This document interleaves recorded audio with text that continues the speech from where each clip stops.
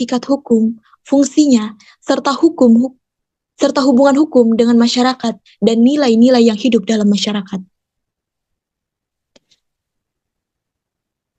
Salah satu mazhab penting adalah mazhab sejarah yang diperkenalkan oleh Friedrich Carl von Savigny. Mazhab ini menekankan bahwa hukum adalah ekspresi dari jiwa bangsa atau Volksgeist dan berkembang secara historis sesuai dengan nilai-nilai sosial dan budaya masyarakat. Mazhab sejarah menolak pandangan hukum sebagai sistem norma yang kaku dan universal atau legalisme, dan menegaskan bahwa hukum harus dipahami dalam konteks historis dan sosial. Konsepsi ini relevan dalam konteks Indonesia yang memiliki keragaman budaya dan nilai-nilai luhur yang terkandung dalam Pancasila sebagai sumber segala sumber hukum nasional.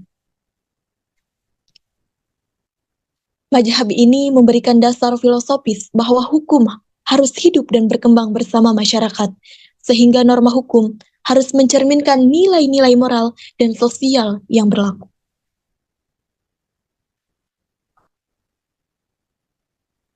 Lalu argumentasi filosofis, integrasi mazhab sejarah dan etika normatif Moore. Mazhab sejarah menekankan pentingnya hukum sebagai ekspresi nilai-nilai sosial dan budaya yang hidup dalam masyarakat. Sedangkan Moore menekankan bahwa nilai-nilai moral, termasuk yang menjadi dasar hukum, adalah entitas normatif yang tidak dapat direduksi ke fakta empiris semata.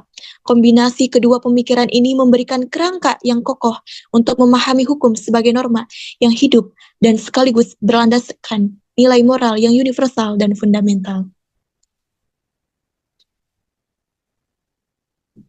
Relevansi terhadap hukum nasional Indonesia. Pancasila sebagai dasar negara dan segala sumber hukum Indonesia mengandung nilai-nilai normatif yang bersifat universal dan fundamental, seperti keadilan sosial, kemanusiaan, dan ketuhanan.